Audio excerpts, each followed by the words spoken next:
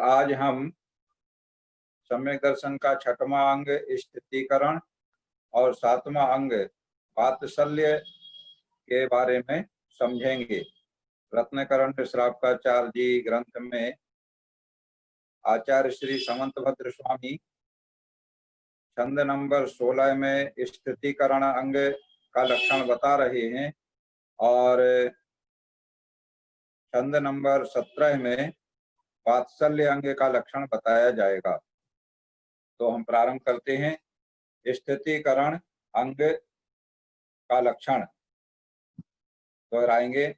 दर्शनाचरणाद्वापि दर्शनाचरणाद्वापि दर्शनाचरणाद्वापि दर्शनाचरणाद्वापि चलतां धर्मवत्सलै चलतां धर्मवत्सलै चलतां धर्मवत्सलै चलतां धर्मवत्सलै प्रत्यवस्थापनं प्राज्ञै प्रत्यवस्थापनं प्राज्ञै प्रत्यवस्थापनं प्राज्ञै प्रत्यवस्थापनं प्राज्ञै स्थितीकरणमुच्यते स्थितीकरणमुच्यते स्थितीकरणमुच्यते। स्थितीकरणमुच्यते।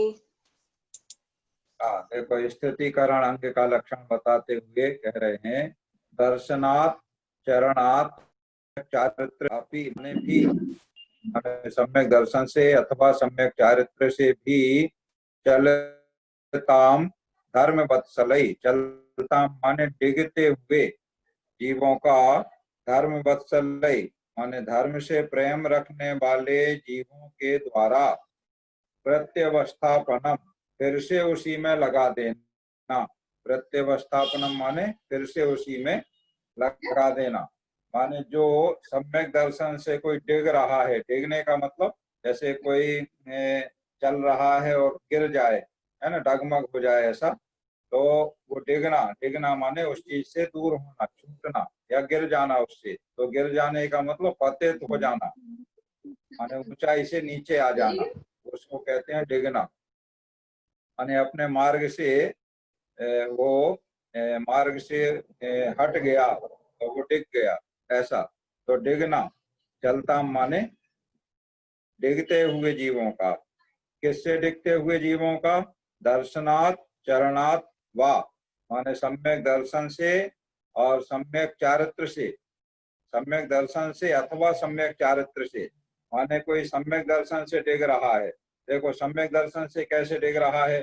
सम्यक दृष्टि किसे कहते हैं? जैसे देवशास्त्र गुरु का श्रद्धान है तो व्यवहार से सामान्य रूप में, तो जिसे देवशास्त्र गुरु का श्रद्धान है वो सम्यक दर्शन से सहित है। अब किसी कारण से उसका देव के प्रति या शास्त्र के प्रति या गुरु के प्रति श्रद्धान बिगड़ रहा है, उससे वो डिग रहा है।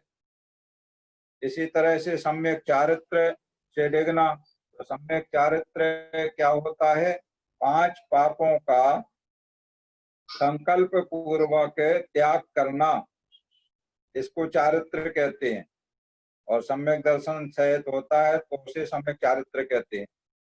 तो जो 5 पापों का जिसने त्याग किया है, एक देश त्याग किया है या पूर्ण त्याग किया है, इस तरह से अणुवृत्ति है या महावृत्ति है, सम्यक चारित्र को धारण कर रहा है। और किसी कारण बस वो अपने उस सम्यक चारित्र को छोड़ रहा है, उससे चलित हो रहा है माने डिग रहा है। तो कई कारण हो सकते हैं डिगने के। कसाई के कारण, संगति के दोष के कारण ऐसा हो जाए, या कोई बीमारी वगैरह ऐसी आ जाए, व्याधि हो गई थी तो उस बीमारी के कारण से इन्होंने अपने सम्यक चारित्र को छोड़ दिया था, माने मुनि पद इन्होंने छोड़ दिया था। फिर बाद में जब उनकी व्याधि ठीक हो गई तो फिर से वो पुनः मुनि बने, तो अपने गुरु की आज्ञा से इन्होंने छोड़ दिया था।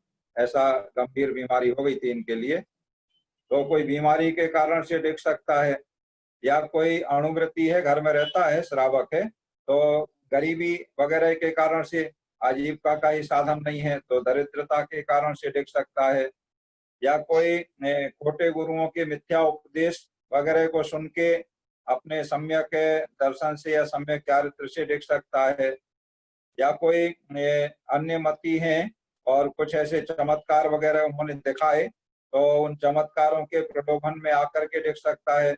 ऐसे दर्शन से या सम्यक चारित्र से अगर डिग रहा है तो उस डिगते हुए जीव का धर्म वत्सलई माने उसी में लगा था विद्वानों के द्वारा, प्राज्ञई माने विद्वानों के द्वारा स्थितिकरणम उच्यते, स्थितिकरण कहा जाता है। सम्यक दर्शन से या सम्यक चारित्र से डिगते हुए जो डिग रहा है ऐसे जीवों का धर्म से प्रेम रखने वाले जीवों के द्वारा फिर से उसी में लगा देना, फिर से सम्यक दर्शन में स्थिर कर देना, सम्यक चारित्र में स्थिर कर देना, इसे विद्वानों के द्वारा स्थितिकरण अंग कहा जाता है। एक बार श्लोक दोहराते हैं। दर्शनाचरणाद्वापि चलताम धर्म वत्सलै प्रत्यवस्थापनम प्राज्ञै स्थितिकरण मुच्यते। इस तरह स्थितिकरण अंग का लक्षण श्लोक नंबर 16 में समझा है और अब श्लोक नंबर 17 में वात्सल्य अंग का लक्षण समझते हैं। दोहराएंगे। स्वयुत्थ्यान प्रति सद्भाव, स्वयुत्थ्यान प्रति सद्भाव, स्वयुत्थ्यान प्रति सद्भाव, स्वयुत्थ्यान प्रति सद्भाव, सनाथापेत कैतवा, सनाथापेत कैतवा, सनाथापेत कैतवा, सनाथापेत कैतवा, प्रतिपत्तिर्यथा योग्यम, प्रतिपत्तिर्यथा योग्यम, प्रतिपत्तिर्यथा योग्यम, प्रतिपत्तिर्यथा योग्यम, वात्सल्यमभिलप्यते, वात्सल्यमभिलप्यते, वात्सल्यमभिलप्यते। वात्सल्यमभिलप्यते। देखो वात्सल्य का लक्षण बताते हुए आचार्य श्री समंतभद्र स्वामी कह रहे हैं स्वयुत्थ्यान प्रति। स्वयुत्थ्यान माने अपने सहधर्मियों के प्रति। यूथ होता है समूह, यूथ कहते हैं समूह को, है ना। तो स्वयूथ और उससे बन गया स्वयुत्थ्यान। तो स्वयुत्थ्यान प्रति माने अपने सहधर्मियों के प्रति सद्भाव सनाथा, सद्भाव माने सरलता और सनाथा माने सहित, माने सरलता से सहित, सद्भाव सनाथा माने सरलता सहित, और अपेत कैतवा माने माया रहित। देखो जहाँ सरलता सहित होगा तो वो माया रहित भी होगा, लेकिन दोनों चीजें कह रहे हैं, मतलब इस पे जोर दे रहे हैं, उसी बात को पुष्ट कर रहे हैं। दो प्रकार से कहेंगे, जो सरलता सहित है तो वो माया से रहित होगा, तो अभी दोनों बातें कह रहे हैं कि ऐसा करो और ऐसा नहीं करो। उसको पॉजिटिव भी और नेगेटिव भी दोनों बातें कहने से बात और दृढ़ हो जाती है, मजबूत हो जाती है। तो सनाथा, सद्भाव सनाथा माने सरलता सहित, और अपेत कैतवा माने माया जार रहित, यथा योग्यम माने यथा योग्य, यथा योग्य का मतलब जो जिस लायक है वैसा। प्रतिपत्ति, प्रतिपत्ति माने आदर सत्कार आदि करना। तो कैसा आदर सत्कार करना? जो जिस लायक है। यथा योग्य, किसके लिए प्रणाम करना, किसको जय जनेन्द्र करना, किसकी वंदना करना, किसको नमस्तु करना, ऐसे। तो अपने साधर्मी जनों में स्वयुत्थ्यान कृति, अपने सहधर्मी जनों में सरलता से सहित और माया से रहित यथा योग्य आदर सत्कार आदि करना। वात्सल्यम अभिलप्यते माने वात्सल्य अंग कहलाता है। प्रयुत्थ्यान कृति सद्भाव सनाथा अपेत कैतवा। प्रयुत्थ्यान कृति माने अपने सहधर्मी जनों में सद्भाव सनाथा माने सरलता सहित, और अपेत कैतवा माने मायाचार रहित। यथा योग्य प्रतिपत्ति माने यथा योग्य आदर सत्कार आदि करना। वात्सल्यम अभिलप्यते, वात्सल्य अंग कहा जाता है। तो स्वयुत्थान प्रति में अपने सहधर्मियों के प्रति, उसमें सभी आ जाएंगे। जैसे मुनि महाराज हैं तो उनके प्रति उनकी विनय आदर सत्कार कैसे करना, तो उनको नमोस्तु करना, उनको उच्च आसन देना, इस तरह से। और इसी तरह अन्य कोई श्रावक श्राविका हैं, वृत्ति हैं, त्यागी हैं, अपने नगर में हैं, गांव में हैं, या हम कहीं गए वहां हैं, तो उनके प्रति जो योग्य उनका मान सम्मान आदर है वो करना, उनको उच्च स्थान देना, उनकी प्रशंसा करना, और जो उनको कोई उपकरण आदि की आवश्यकता है तो वो उपकरण वगैरह उनको देना, ये सभी वात्सल्य अंग कहलाता है। मतलब जो जिसके प्रति हमें वात्सल्य होगा, प्रेम होगा, प्रेम और वात्सल्य में थोड़ा अंतर है। तो वात्सल्य जो होता है वो चढ़ाला में क्या कहा है, धर्मीशों गौबच्च प्रीति सम, धर्मीशों गौबच्च प्रीति सम, माने इस वात्सल्य के लिए गाय बछड़े का प्रेम उदाहरण दिया है। जैसे गाय का अपने बछड़े के प्रति स्नेह होता है, वो वात्सल्य, उसे वात्सल्य कहते हैं। और देखो मनुष्य का उदाहरण नहीं दिया, गाय बछड़े का एक मतलब त्रियंच का पशु का उदाहरण दिया है। बहुत बड़ी बात है।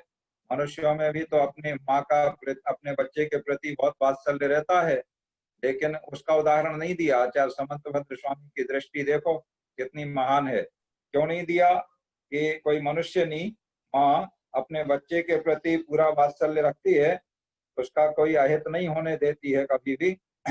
लेकिन उसका उदाहरण इसलिए नहीं दिया कि माँ का जो बच्चे के प्रति स्नेह है, प्रेम है, वात्सल्य है, उसमें कुछ स्वार्थ भी छिपा रहता है। वो स्वार्थ छिपा रहता है कि ये बड़ा हो जाएगा तो हमारी सेवा करेगा, हमें कमा के खिलाएगा, हमारी रक्षा करेगा, इस प्रकार के भाव उसमें छिपे रहते हैं। और ऐसा भाव गाय का अपने बछड़े के प्रति, बच्चे के प्रति नहीं होता है। बच्चा बड़ा हो जाता है तो बच्चा कहीं और चला जाता है, गाय कहीं और चली जाती है, उनसे कोई लेना देना नहीं रहता है। इसलिए गाय और बछड़े का जो वात्सल्य है, जो प्रेम है, जो स्नेह का भाव है, वो इसमें वात्सल्य अंग में उदाहरण दिया गया है। यहाँ पर नहीं दिया है, छेरालाकार ने कहा है। तो कहीं भी दूसरे ग्रंथों में भी कोई बात कही जाती है तो पूर्ण वर्णन सभी एक जगह नहीं मिलता है, उसका कुछ अंश भाग के बारे में अन्य अन्य ग्रंथों में बताया जाता है, तो उसको समग्र करके और हमें समझना चाहिए। तो इस तरह से वात्सल्य अंग का लक्षण हमने समझा कि स्वयुक्त्यान प्रति सद्भाव माने अपने सहधर्मियों के प्रति सद्भाव सनाथा माने सरलता सहित, और अपेत केतवा माने मायाचार रहित। ऐसा यथा योग्यम प्रतिपत्तिर माने जैसा जो यथा योग्य, जो जिस लायक है वैसा उनका आदर सत्कार आदि करना वात्सल्यम अभिलप्यते, वात्सल्यंग कहा जाता है। श्लोक दोहराते हैं एक बार। स्वयुत्थान प्रति सद्भाव सनाथापेत कैतवा प्रतिपत्तिर यथा योग्यम वात्सल्यम अभिलप्यते। इस तरह आज हमने श्लोक नंबर 16 में स्थितिकरण अंग का लक्षण समझा, और श्लोक नंबर 17 में वात्सल्य अंग का लक्षण समझ लिया है। सम्यक दर्शन का 6वां अंग है स्थितिकरण और 7वां अंग है वात्सल्य अंग। तो आगे हम 8वां अंग समझेंगे, और उसके बाद इन 8 अंगों में एक एक व्यक्ति प्रसिद्ध हुए हैं, उनके नाम बताए गए हैं। तो किस अंग में कौन प्रसिद्ध हुआ है वो आचार्य श्री स्वयं 1-2 श्लोकों के माध्यम से बताएंगे आगे, इसलिए यहाँ पर हमने चर्चा नहीं की है।